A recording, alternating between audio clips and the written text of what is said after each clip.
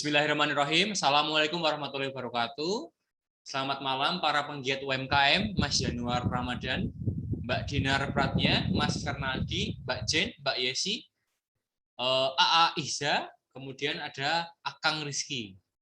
Di sini izinkan saya menyampaikan beberapa seminar terkait masalah webinar potensi financing international trade, terutama di sektor yang sedang naik daun saat ini, yaitu ikan kerapu dan ikan hias endemik di Indonesia, dalam rangka kampanye upaya pengembangan sumber daya lokal dan pengembangan biodiversity di Indonesia itu sendiri. Sebelumnya, perkenalkan saya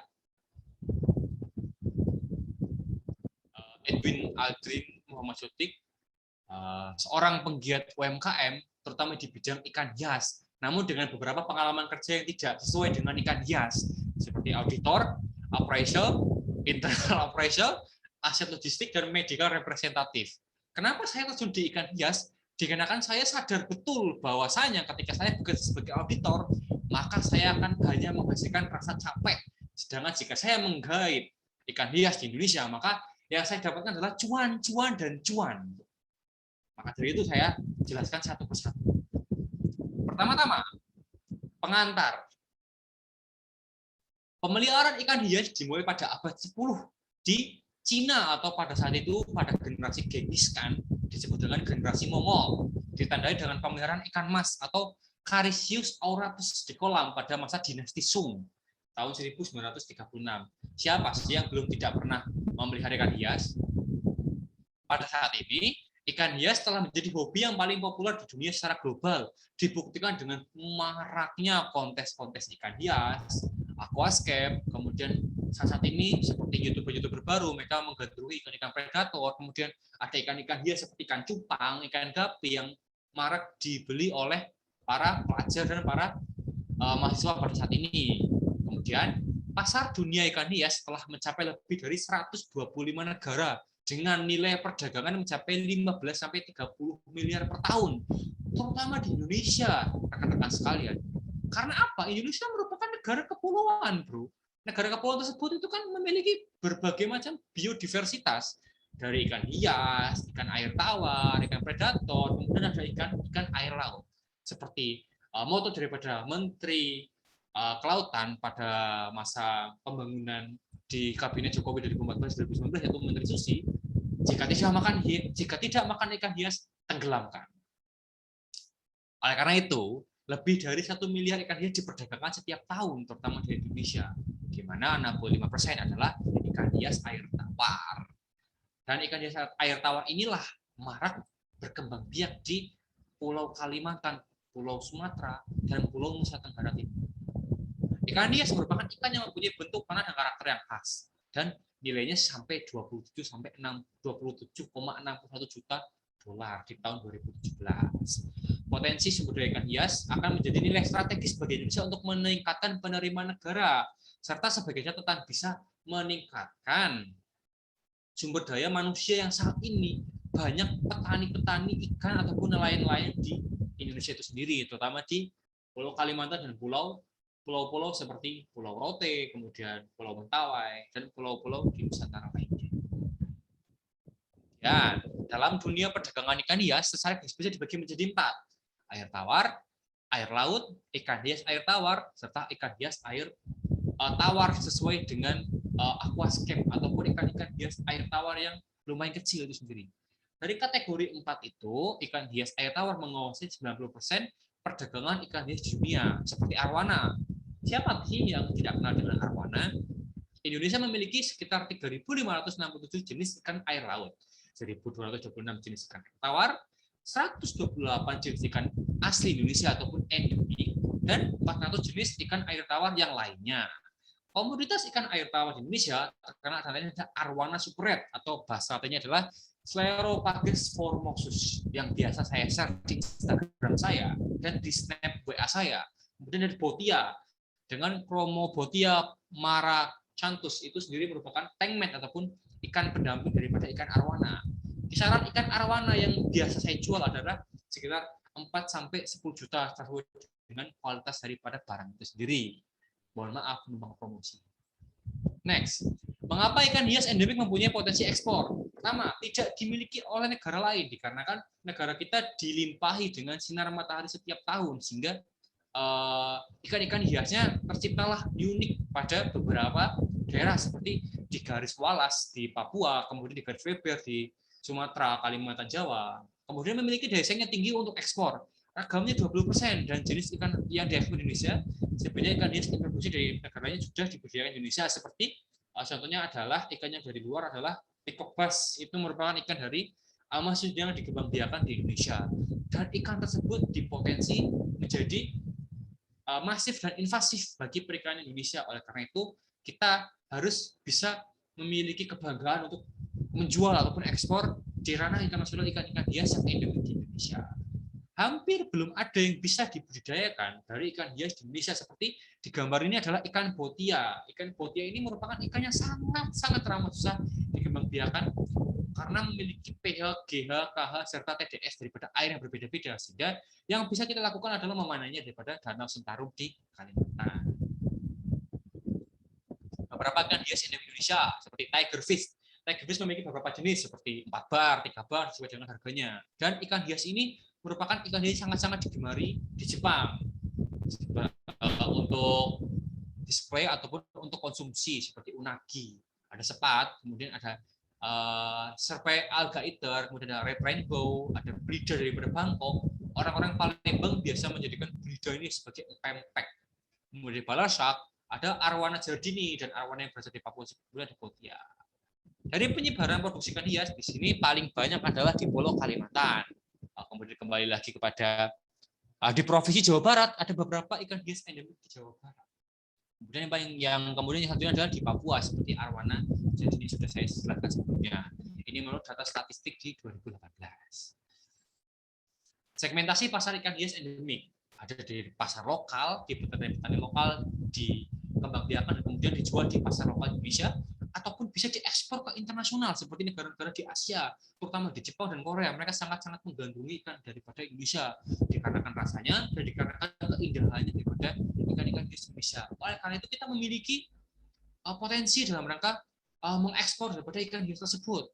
Kalau bukan kita yang mengekspor, apakah kita harus menunggu orang-orang dari negara lain untuk bisa mengekspor ikan yang kita miliki sendiri atau tidak?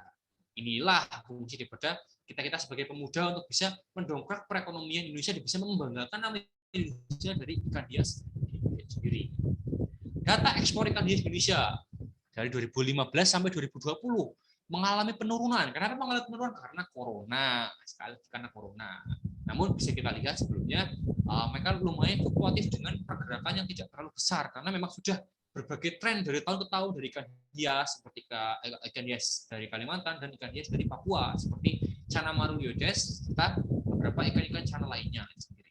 Kemudian ada perkembangan ikan hias di Indonesia. Ikan hias air tawar memiliki potensi yang besar daripada dibandingkan ikan-ikan hias lainnya. Dikarenakan apa? Dikarenakan ikan hias air tawar untuk dikonsumsi seperti itu hanya ada di Indonesia, memiliki rasa yang tawar dan manis, cocok digunakan sebagai resep-resep di ornamental daripada negara-negara seperti Jepang dan Cina serta Korea. Kemudian ada perkembangan ikan hias endemik Indonesia dari nilainya bisa dilihat yang paling tinggi adalah arwana dikarenakan memang dari zaman dahulu arwana memiliki nilai jual lebih tinggi di daerah asalnya di Papua dan di Kalimantan. Arwana dijadikan sebagai lauk konsumsi. Namun setelah diketahuilah bahwa nilai tersebut lumayan menjual di luar negeri, maka akan dijadikan sebagai ikan hias dengan nilai jual yang lumayan tinggi. Dan ikan hias sekarang ikan hias arwana saat ini berada pada status apendik 2 yaitu terancam punah namun masih bisa dikembangbiakan di Indonesia sendiri. Oleh karena itulah kita sebagai pemuda diharuskan dalam rangka melaksanakan pembudidayaan ikan hias yang endemik di Indonesia dalam rangka meningkatkan ekonomi dalam rangka ranah internasional, terutama di era MEA ini ya. Next-nya ada negara tujuan ekspor ikan hias seperti arwana merah ke Cina, Taiwan, Jepang, kemudian ada arwana jardini ke Thailand, Cina, Malaysia. Namun juga jardini juga kerap dicari-cari oleh pasar lokal, kemudian di Botia, di Kanada, Singapura, benih-benih ikan hias air tawar lainnya seperti Australia dan Iran, ikan-ikan kardinal untuk aquascape seperti di Netherlands, Korea, dan Amerika, kemudian ada arowana merah hampir di seluruh dunia, arowana jadini di beberapa negara, serta beberapa jenis-jenis ikan lainnya dari tahun ke tahun. Kontribusi perikanan budidaya sebagai subsektor primer selain dari perikanan yang tertangkap menunjukkan kecenderungan yang terus meningkat dari tahun 2011 sampai 2016. Bahkan sejak tahun 2011 kontribusi perikanan memberikan kontribusi yang melampaui perikanan yang tangkap dikarenakan banyaknya peternak lokal. Karena itulah produksi perikanan nasional dapat dilihat pada gambar 1 menunjukkan subsektor yang memberikan nilai tambah dan memiliki peran cukup tinggi dalam pergerakan utama perekonomian di bidang kelautan dan perikanan. Seperti yang sudah ada di diagram berikut ini. Kemudian ada perencanaan bisnis marikultur. Beberapa penelitian seperti Angel di tahun 2010, marikultur merupakan satu sektor ekonomi yang kelautan yang memiliki peluang yang bisa untuk dikembangkan, terutama pada Indonesia itu sendiri, dikarenakan Indonesia merupakan negara yang sangat luas daripada zona ekonomi eksklusif di kelautan itu sendiri. Marikultur sendiri merupakan cabang spesifik dari aquaculture yang berpusat pada budidaya perikanan yang sebagian besar dilakukan di pesisir pantai ataupun laut. Dari beberapa pesisir pantai dan laut tersebut memungkinkan ekspor yang sangat-sangat luas dikarenakan saat ini ekspor lebih cenderung banyak melalui kapal, bukan melalui kargo daripada pesawat itu sendiri. Sebagian besar bisnis marikultur modern bersifat padat modal. Oleh karena itulah pemberdayaan daripada pemerintah dan modal yang diberikan pemerintah sangat teramat membantu untuk para penggiat UMKM dan para penggiat bisnis marikultur untuk bisa berkembang. Latar belakang bisnis terkait latar belakang bisnis dibutuhkan dalam menganalisis dan mengetahui potensi yang dimiliki suatu daerah dalam rangka pengembangan bisnis marikultur. Informasi terkait teknologi yang diterapkan juga dibutuhkan untuk mengetahui produktivitas suatu bisnis untuk mengetahui apakah bisnis tersebut memiliki potensi atau tidak. Hal tersebut bisa dilakukan pada bisnis perikanan. Next, strategi dan tujuan objektifnya dari faktor eksternal dan internal merupakan ancaman dalam bisnis marikultur dikarenakan seperti apa? Kalau menurut saya itu kurang bangganya pemuda-pemuda Indonesia dalam rangka melaksanakan perdagangan internasional terutama ikan hias. Para pemuda saat ini lebih cenderung aktif dalam rangka penjual-jual sektor-sektor lain seperti pakaian, konsumsi ataupun make up. Padahal jika kita melaksanakan sebuah ekspor ikan hias itu bisa menjadi sebuah nilai plus itu sendiri terhadap kebanggaan daripada diri mereka sendiri karena kita tidak perlu membuat suatu produk baru karena kita memang sudah memiliki signatur dan sudah memiliki competitive advantage daripada ikan-ikan di luar sana. Dan soal permintaan dari luar negeri ke Indonesia sudah saya sebutkan di awal, permintaannya cenderung banyak sehingga tidak perlu untuk melaksanakan marketing yang berlebihan. Rencana pemasaran bisa kita lihat daripada segmentasinya, apakah tadi pasar tersebut sedang ramai di lokal ataupun pada tahun-tahun seperti ini sedang ramai di ranah ekspor. Kemudian bisa kita ambil dari rencana pemasaran tersebut apakah yang akan diekspor tersebut sekitar 70% ataupun 30%, karena bersamaan dengan Balai Konservasi Sumber Daya Alam bisa kita pertimbangkan dalam rangka konservasi sebanyak berapa persen, kemudian penjualan sebanyak berapa persen itu sendiri. Dari finansial juga bisa dilaksanakan penyusunan laporan keuangan secara bersama-sama dari penggiat-penggiat UMKM tersebut dalam rangka seperti apa, karena sudah saya sebutkan di awal, ikan hias di Indonesia cenderung tangkapan alam sehingga perlu diadakannya konservasi dan perlu diadakannya organisasi dalam rangka bisnis tersebut dan bisa dilaksanakan financing untuk bisa mempertimbangkan seberapa besar peluang keuntungan dan seberapa besar masing-masing contoh daripada keuntungan masing-masing nelayan dan masing-masing penggiat UMKM tersebut. Dari risikonya, risiko produksi salah satunya yang didalami adalah mengharuskan pembudidaya untuk melakukan berbagai tindakan preventif seperti adanya jamur ataupun adanya musim di mana banyak ikan hias yang meninggal seperti pada musim-musim hujan ataupun musim-musim pancaroba. Oleh karena itulah harus diantisipasi dengan cara sistem teknologi yang terintegrasi dengan pemerintah pusat sehingga bisa mencegah terjadinya kematian massal dengan cara pemberian obat yang teratur dan pemberian beberapa kalsium, beberapa mineral-mineral di dalam suatu kalter tersebut agar di dalam suatu kolam tersebut tidak terjadinya kematian massal sehingga bisa memperkecil adanya kerugian. Dari aspek finansial dari penjual UMKM tersebut, dari penjualan ikan hias tersebut bisa digunakan beberapa indikator seperti NPV, IRR, dan lain sebagainya untuk bisa menghitung seberapa besar segmentasi daripada pasar ikan hias di Indonesia. Kenapa bisa menggunakan net present value? Dikarenakan ikan hias jumlahnya di alam semakin sedikit, sedangkan ikan hias tersebut bisa dikategorikan sebagai aset biologis, dan permintaan di pasar pun cenderung stabil harganya, sehingga bisa kita tentukan harga yang bisa di pasar depan akan sejauh apa harga tersebut bisa kita estimasikan. Sudah saya sebutkan, ini juga bisa saya sebutkan. Kemudian ada Blue Ocean Strategi. Dari Blue Ocean Strategi merupakan strategi yang mampu menciptakan ruang pasar baru tanpa harus menjadi pengikut daripada perusahaan lainnya. Nah, karena itulah, daripada kita harus menjadi karyawan di perusahaan lain ataupun bisa memanufaktur produk itu sendiri, kenapa kita tidak melaksanakan sebuah terobosan baru dalam rangka banyak permintaan dari pasar. Kita sebagai pengguna Indonesia minim penawaran, sehingga kita bisa menjadikan penawaran tersebut sebagai option strategi sendiri agar bisa mengubah batasan pasar untuk menggali peluang baru, menciptakan permintaan baru, dan memaksimalisasikan keuntungan pasar. Kemudian mengubah batasan pasar atau menggali peluang baru sudah saya sebutkan di awal. Kemudian menciptakan permintaan baru untuk masuk ke pasar Blue Ocean, pastikan bahwa ukuran pasar memang cukup besar. Yaitu seperti misalkan contohnya permintaan atas pasar lele dibandingkan dengan permintaan pasar arwana, tentunya lebih besar pasar arwana. Oleh karena itulah pasar arwana bisa kita potensikan lebih lanjut, bisa kita eksploitasi lebih lanjut dengan turut mempertimbangkan permintaan daripada pasar-pasar seperti di pasar Korea dan di pasar Jepang. Keragaman manikultur di Kepulauan Seribu, seperti yang sudah saya sebutkan di sebelumnya, banyaknya pulau Indonesia, satunya adalah Kepulauan Seribu yang menyimpan banyaknya manikultur seperti ikan kerapu. Perkembangan pembesaran ikan kerapu dengan sistem KCA di Kepulauan Seribu telah berkembang sejak 2007.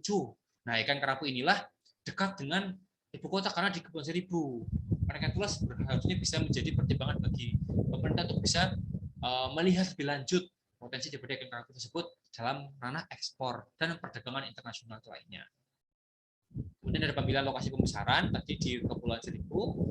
Sesuai lokasi untuk budidaya merupakan hal yang sangat penting untuk dipertimbangkan karena menyangkut keberhasilan produksi. Beberapa yang menjadi pertimbangan dalam menentukan lokasi adalah parameter fisik perairan seperti kedalaman, kuat arus, serta gelombang daripada Selat Jawa itu sendiri. Dan kebetulan kan di Pulau Seribu tidak dekat dengan Samudra Hindia sehingga tidak memiliki arus yang besar dan bebas dari limbah rumah tangga. Kemudian penyiapan keramba jaring apung bisa dilaksanakan bersama-sama dengan kerangga sebanyak 3 kali 3 kali 3 meter di tengah laut itu sendiri. Dengan KCA modern, dengan bahan hidrokultur, HDPE, dengan pelampung sudah menyatu dengan konstruksi KCA, sedangkan untuk KCA tradisional dengan bahan drum atau besi ataupun plastik. Itu bisa dipertimbangkan lebih lanjut oleh petani-petani lokal sehingga bisa diberdayakan sumber daya alamnya. Kemudian ada penebar benih kerapu sekecil 10-15 cm pada jumlah 200-300 ekor per petaknya pada 1-2 tahun. Kemudian ada pemeliharaan dilaksanakan pada pagi hari sampai sore hari dengan jangka waktu pemberian pakan 2 kali dalam sehari. Kemudian masa panennya adalah 1 tahun itu sendiri. Namun jangan khawatir dengan 1 tahun itu sendiri karena kan panen besar bisa dalam 600-800 ekor sekali itu. Dan ikan kerapu di pasar internasional bisa dihargai sebanyak 200 sampai pun 600.000 per kilonya, karena memang ikan kerapu merah di Pulau Seribu merupakan ikan yang cukup premium itu sendiri, seperti sapi wagyu yang ada di Jepang ataupun kobe yang ada di Jepang sendiri. Panen 2-3 orang budidaya melakukan sebuah pemanenan di tengah laut sendiri pada masa-masa di mana laut sedang surut sehingga tidak menyulitkan ketika melaksanakan pemanenan. Kemudian ada penjualan, tadi sudah saya sebutkan di pangsa pasar asing.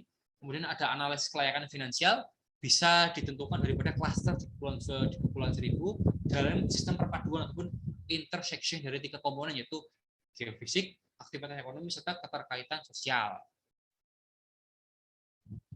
Kemudian terakhir dari saya adalah dari analisis kelayakan finansial tersebut masih minimnya para pemuda-pemuda Indonesia yang menggait Blue Ocean daripada menggerakkan ekonomi sektor kelautan itu sendiri. Oleh karena itulah kita sebagai generasi saat ini seharusnya bisa lebih bangga dalam rangka produk-produk lokal seperti ikan hias dan barang-barang endemik lainnya. Sekian presentasi dari saya. Bila ada pertanyaan, silakan di kolom chat. Stop. Ngelak. Oke, untuk sesi pertanyaan dimulai. Oke, Mas Januar sudah resen. Silakan Mas Januar. Saya mau tanya Mas, kalau ikan itu apakah bisa dikategorikan sebagai komoditas ya? Kalau komoditas itu kan diperdagangkan di internasional dan ada standar harga internasionalnya. Contohnya kayak perkebunan, di sektor perkebunan itu kan ada sawit, itu ada CPO-nya dan itu ada harga standar internasionalnya. Terus kalau misal ikan itu bukan komoditas, apa yang bisa dijadikan komoditas di industri marikultur ya tadi ya? Mungkin itu Mas, kita tanyakan. Oke. Kalau ikan hias bisa dikategorikan sebagai kategori, namun ikan hias tersebut perlu dikategorikan sesuai dengan BKSDA itu sendiri.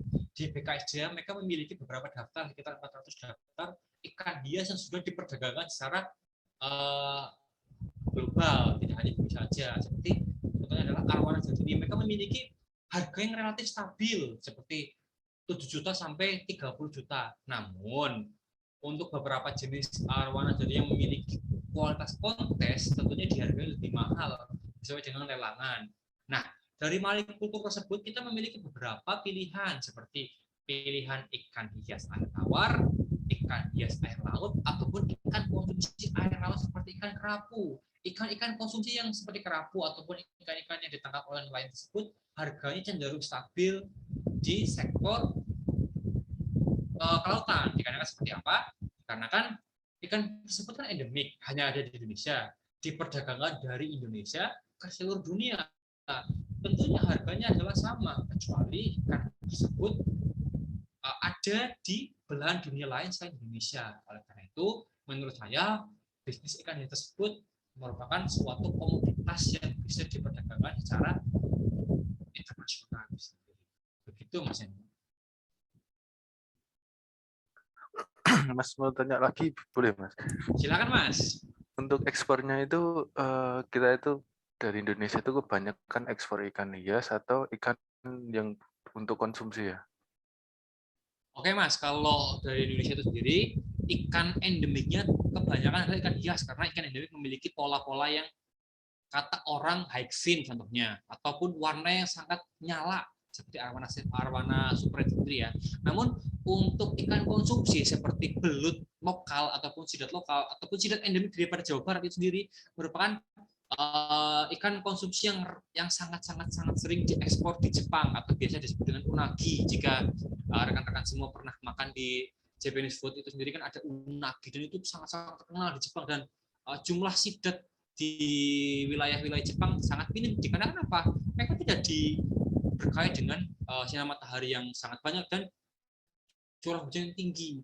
Dan seperti yang sudah kita ketahui, sidat itu kan dari air laut, kemudian bertelur di air tawar, sehingga dari air laut ke muara ke sungai baru kita panen. Seperti itu Mas ya. Berarti secara kuantitas lebih banyak ikan untuk konsumsi ya Mas? Betul. Baik Mas, sudah cukup. Oke Mas Hendra. Silakan ada yang bertanya.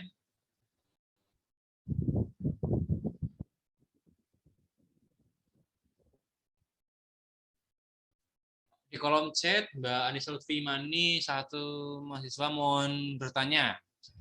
Data ekspor Indonesia tadi sudah diketahui bahwa kegiatan ekspor mengalami penurunan. Sebagai pelaku UMKM di bidang ikan hias, apakah terdapat strategi khusus agar pelaku UMKM dapat tetap melakukan ekspor ikan hias selama pandemi? Terima kasih. Agar bisa melaksanakan ikan hias secara pandemi, maka dilakukannya namanya kartel ataupun dagang secara bersama-sama. Kenapa seperti itu? Sudah terbukti ketika sebuah usaha bersama, misalkan saya sebagai pelaku UMKM di bidang arwana, kemudian Mas Rizky sebagai pelaku UMKM di bidang ikan botia ataupun ikan belut listrik. Ketika kita bersama-sama, kita bisa personal brandingkan dalam satu akuarium dari ikan-ikannya bersama tersebut. Dan kita bisa menjual dengan sistem paket seperti di Jepang itu kan mereka terkenal banget dengan koi dan arwana itu sendiri. Maka kita bisa ciptakan satu siklus ekosistem seperti ada arwananya, ada koinya, dan ada sistem filtrasinya tersebut. Dan hal tersebut bisa mendongkrak jauh lebih tinggi sistem penjualan daripada hanya menjual per kuantitas itu seperti itu. Dan itu sangat-sangat amat membantu pada masa-masa pandemi seperti ini dikarenakan para UMKM ekspor ikan hias tersebut memiliki beberapa komunitas yang tentunya akan saling membantu di kala pandemi seperti itu. Dan menurut saya pribadi penjualan di kala pandemi jauh lebih banyak dikarenakan orang-orang banyak yang di rumah dan mereka cenderung tidak bekerja secara langsung ataupun WFO sehingga mereka di rumah memerlukan hobi pelihara dan salah satu hobi yang dibutuhkan untuk bisa menenangkan pikiran adalah hobi. Begitu Mbak Nisa. Jika tidak ada pertanyaan lagi, maka webinar kali ini saya akhiri. Kurang lebihnya mohon maaf. Wassalamualaikum warahmatullahi wabarakatuh.